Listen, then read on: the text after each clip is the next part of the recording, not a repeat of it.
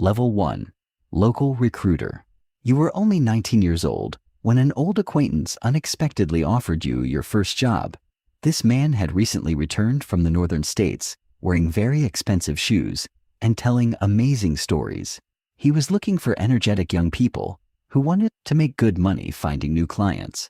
At first, your daily tasks seemed very simple, as you were constantly interacting with local residents. You always wrote down the names of all the local neighbors who dreamed of leaving and passed the list to the coordinator. A coordinator named Michael always called you twice a week from completely different phone numbers.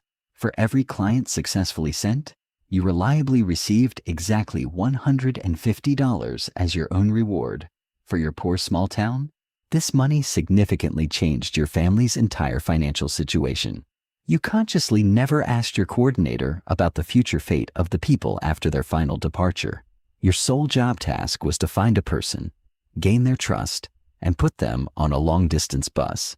In the first 3 months of this new job, you successfully managed to find over 40 different people. Some people sent word of their safe arrival, but 2 families never heard any news.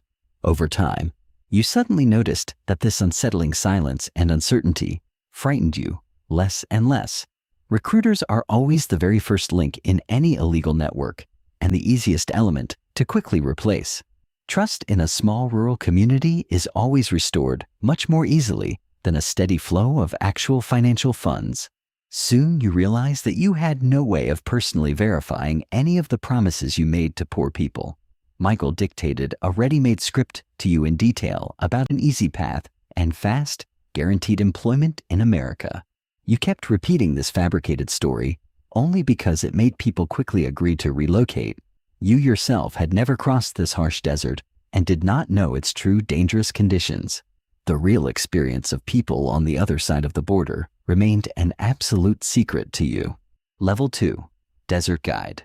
At 22, you became a real guide without any formal ceremonies or official paperwork.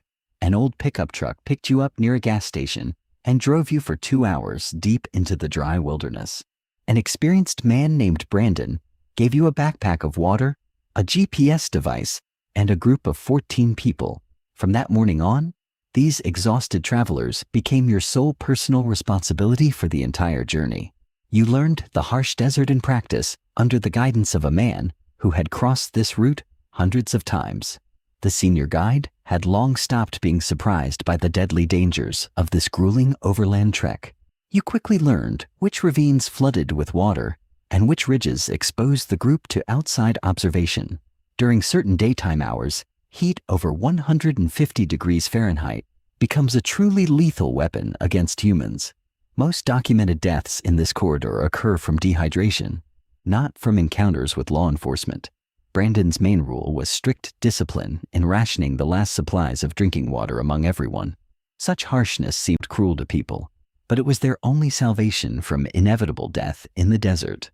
During your 4th trek, an elderly man collapsed 11 miles before the vehicle pickup point.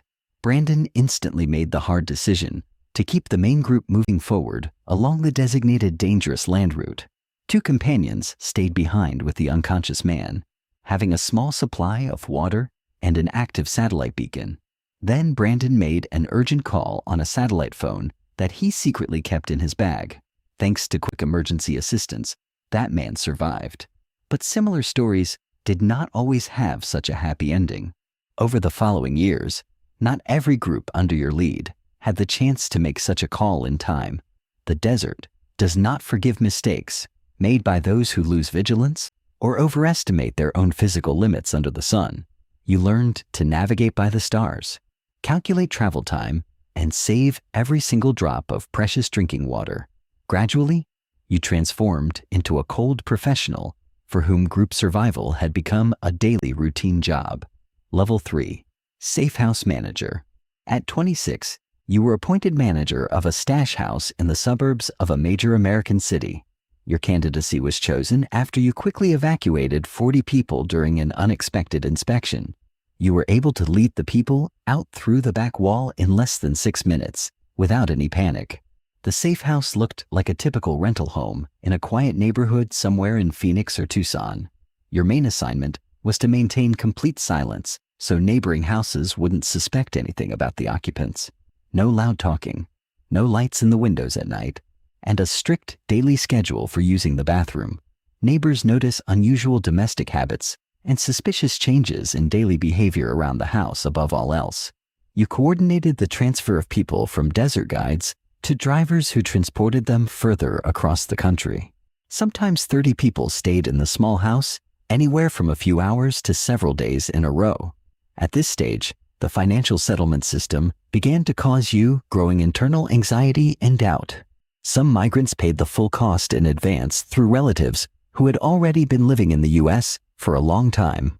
Others carried a massive debt, the repayment terms of which you were strictly forbidden from discussing with anyone present. This bonded debt followed the person further, forcing them into unknown indentured labor after their arrival. You constantly convinced yourself that your job was limited strictly to providing food, water, and temporary safe shelter. The fate of these people after leaving your house supposedly had nothing to do with you directly. Yet, late at night, you often doubted the fairness and validity of your own excuses before your conscience. Every new day in the house demanded iron discipline and constant control over every minor detail. The smallest mistake or accidental noise could attract the attention of police cruisers or vigilant local residents. You learned to be an invisible shadow operator, managing a large flow of people in absolute silence. Your life turned into an endless wait for new midnight trucks and orders from top network management. Level 4. Highway Transporter. At 30 years old, you moved up to a new level and became a driver of heavy commercial transport vehicles. Now your work took place exclusively on high-speed interstate highways between major American cities, such as Dallas. Transport was carried out using trucks officially registered under front companies to cover the illegal operation. The math of this job was much harsher, as every vehicle has its strict physical capacity limits. Pressure from management forced you to load more passengers than the vehicle could safely transport per trip. You twice refused overloaded runs, losing money because of a haunting, terrible incident in Texas. Back then, 19 deceased individuals were found in an abandoned trailer due to extreme heat and lack of fresh air. This tragedy constantly surfaced in your memory whenever the boss demanded you take one more additional person. You were paid significantly more than any legal long-haul trucker job in the United States of America. Massive profits dulled the fear of severe punishment in the event your illegal activities were exposed by police. Highway checkpoints were the main threat, so you studied the shift schedules of Border Patrol officers in detail. You treated deadly danger as nothing more than ordinary routine inconveniences during another long haul. A heavy, peculiar silence always filled your cabin, which you never broke with conversation. Passengers kept quiet, not because of strict bans, but out of awareness of how crucial the final hours of the journey were. Everyone understood that complete silence was the best way to maintain safety for everyone in the vehicle. Routes stretched across multiple states, requiring your maximum focus and attention along the entire route. You knew every bypass road and every secluded spot for a quick break during a long haul. Your job was the swift, undetected delivery of cargo to the final destination point in the metropolis. The successful completion of every run brought a sense of relief and another thick envelope of cash US dollars. Gradually, you grew accustomed to life on wheels, turning a dangerous illegal business into ordinary, daily routine work. Level 5. Corrupt Inspector. At 34, you worked as an officer for Customs and Border Protection at a busy port of entry. You didn't transport anyone yourself. You simply turned a blind eye to a specific lane during your shift. The illegal cooperation began with one small favor for an acquaintance, for which you received your first monetary reward. Over time, these one-off payouts grew into a steady side income that far exceeded your official salary. Money was passed through intermediaries to eliminate any direct link between you and high-ranking network bosses. Your position was the most valuable in the entire system, as a single inspector guaranteed the passage of a massive traffic flow. No group of desert guides could match the volume handled by a single compromised border checkpoint post. You understood your value perfectly, demanding a high level of financial compensation for every vehicle allowed through. However, The risk in case of exposure was catastrophic, as you faced charges of public corruption and betrayal of duty. Federal prosecutors always prosecute law enforcement officers who trade their state authority with extreme severity. You told your wife you were working overtime, and she stopped asking questions about the source of the extra income. Every shift at the border came with overwhelming nerve tension and constant anticipation of a sudden internal audit. You watched surveillance cameras and colleagues closely, careful not to raise any suspicion with your behavior. A single signal, a gesture, or a flash of headlights meant the designated vehicle could pass through the checkpoint unhindered. The inspection procedure for such vehicles was purely formal, lasting only a few seconds for appearances. You hid the accumulated cash in offshore accounts or invested it through nominees into real estate and local businesses. You regularly checked official law enforcement databases to catch any investigations into your own activities early on. Guilt had long been replaced by cynical calculation and a drive to secure a lavish future for your family. You became a critical gear in a massive illegal machine, standing right on the edge between the law and the underworld. Every successful vehicle wave brought you closer to a dream retirement, but simultaneously heightened the fatal danger. Level 6. Financial operator. At 38, you managed the financial flows of the entire illegal organization while remaining in complete safety. You never saw the desert, never drove cargo trucks, and never stood at the border with a weapon. Your job was laundering millions of US dollars through complex networks of legal and informal enterprises. Payments from migrants' families came through wire transfer systems that left no official paper trail. You broke large sums down into small payments to avoid mandatory financial tracking by government authorities. Transactions were executed across hundreds of different names and companies, creating a solid screen for the shadow operation. You also tracked migrant debt ledgers and coordinated collection through a network of local enforcement agents. You tried not to think about the brutal enforcement methods used to extract this money from people. As a front, you owned 3 legitimate currency exchange locations staffed with actual hired employees. Your employees genuinely had no idea about the true scale of the illegal financial transactions running through the business.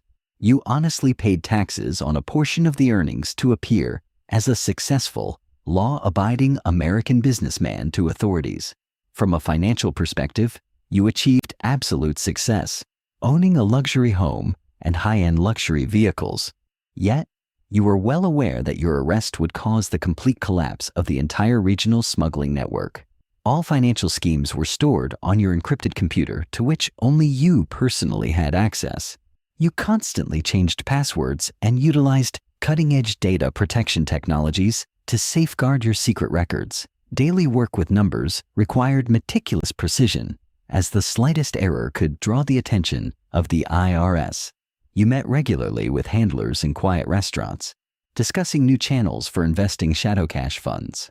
Money flowed endlessly, transforming into legal assets, stocks, and valuable real estate properties across the country. You felt like the architect of a financial empire, but understood that this empire was built entirely on illegal activity. Fear of federal agencies forced you to keep fake documents and a prepared emergency escape plan ready at all times. Level 7. Master Forger. At 41, you became a top-tier specialist in producing fraudulent documents for undocumented migrants. You worked out of a secret workshop located in the back room of an ordinary print shop in the Chicago suburbs. Equipment was bought piece by piece over years through various front companies to avoid drawing law enforcement attention.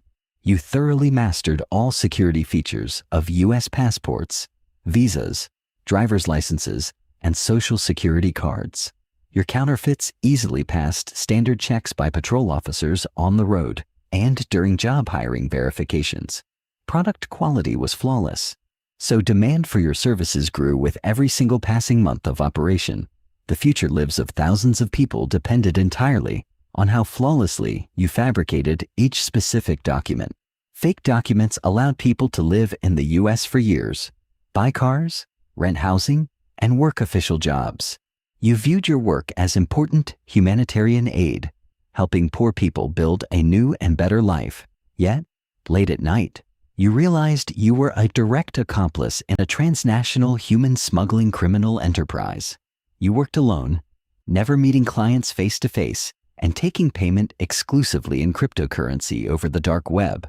Every passport required hours of painstaking labor, specialized paper, custom inks, and complex precision equipment. You constantly monitored changes in legislation and the rollout of new security elements on official state documents. Your workshop was equipped with a rapid evidence destruction system in case of a sudden police raid threat. You maintained no contact with other network operatives, remaining an autonomous and highly paid asset. High earnings allowed you to provide a comfortable life for your family, who believed you were a simple print shop owner. You took pride in your craft, as your counterfeits were considered the best on the entire U.S. black market. Yet constant secrecy forced you to live under elevated anxiety and uncertainty about what tomorrow would bring. You knew that if caught, you faced a lengthy sentence in a maximum security federal penitentiary. Every document created was another step across thin ice between immense wealth and total life ruin. Level 8, Regional Coordinator. At 46, you took charge of a regional hub, coordinating illicit operations across multiple states. Under your management worked recruiters, desert guides, drivers, safehouse operators, and corrupt border officers. You maintained contact through encrypted communications channels, swapping phone numbers and devices every few days. The modern human transport business required constant tax payments to powerful organized crime syndicates and cartels. You regularly paid a cut for the right to move people through territories controlled by criminal organizations. Without cartel approval, running any illegal operation in the region was absolutely impossible for anyone. This created a dual threat, as besides U.S. federal law enforcement, you had to fear brutal intercartel turf wars. At the same time, you had to maintain strict discipline among subordinates and crush any attempt at mutiny or theft. When the coordinator of a neighboring region was arrested, his network fell apart in days due to testimonies from his own team. This incident forced you to immediately conduct a full audit of all personnel and completely overhaul communication systems. You realized that the greatest threat was not technical errors, but betrayal by subordinates upon arrest. Fear of prison drove people to actively cooperate with federal prosecutors in exchange for reduced prison sentences. You established strict compartmentalization rules, forbidding subordinates from knowing each other's real names or home addresses. Your life turned into a relentless cycle of risk analysis, monitoring police actions and managing network cash flows. You rarely saw your family, living out of safe houses under various assumed identities across the nation. Vast profits no longer brought joy, as every single day could prove to be the final day of your freedom. You felt like a hostage to your own system, from which there was no longer a safe way out. Yet stopping meant losing everything and raising suspicion from both criminal partners and law enforcement agencies. You continued to operate the massive illegal engine, maintaining cold calculation and absolute outward composure. Every successfully executed run was merely a temporary victory in an endless war against federal agents and rivals. Level 9, Shadow Syndicate Boss. At 52, your name was featured in classified files of federal intelligence agencies and international investigations. You controlled the primary human smuggling corridors leading into 3 of the largest metropolises in the United States. You personally negotiated with syndicate bosses regarding taxation rates for operating on their turf and using their resources. You hadn't crossed a physical border yourself in 11 years, directing all operations through trusted regional coordinators. The entire structure was built on redundancy and modularity, where losing any single link never halted network operations. The arrest of a guide, a safehouse operator, or even a regional chief caused no permanent damage to your vast empire. You owned luxury real estate in multiple countries, utilizing 4 completely distinct passports under assumed names. No outsider had seen your face or possessed a current photograph of you for over a decade. A paid informant sold you classified intel, revealing a massive federal RICO indictment built against you.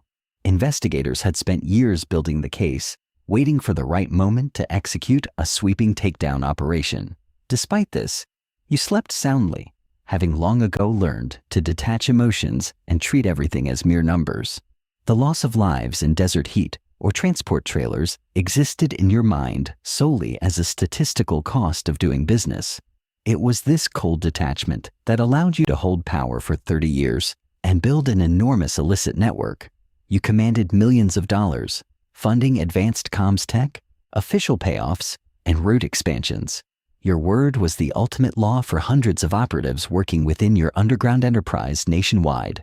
Yet, you knew that even the most powerful bosses eventually make one fatal, irreversible mistake.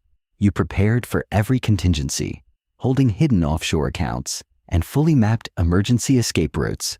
Power and wealth had become your gilded cage, from which you could no longer escape back into normal life. You remained the shadow master of a massive machine, coordinating the fates of thousands from a safe distance. Every day was a high-stakes gamble, where the price of failure was life imprisonment or a sudden death. Level 10. Isolated former boss. At 57, your multi-decade criminal career came to a sudden end. Over the course of a single winter morning, your chief regional coordinator stopped answering calls, and your encrypted lines went completely silent forever.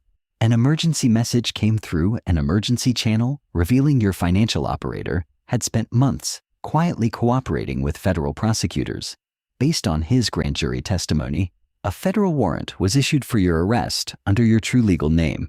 Within hours, you were extracted to a secluded estate in a remote region by operatives you had never seen before.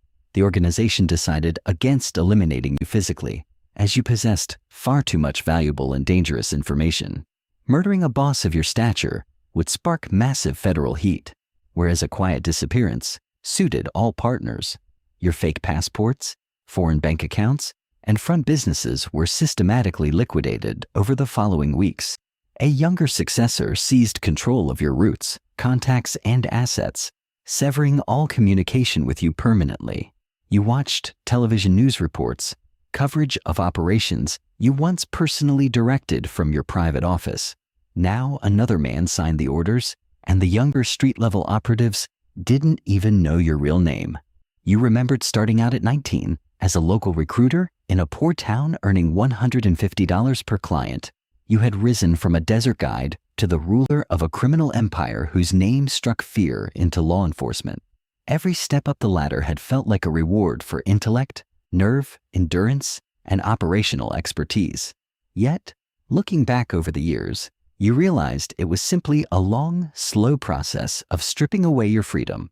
The system had systematically stripped away your exit options, cornering you step by step into a dead end. You found yourself in absolute isolation, stripped of wealth, power, influence, allies, and any future prospects. All your millions of US dollars and luxury estates proved to be an illusion that dissolved in a single day.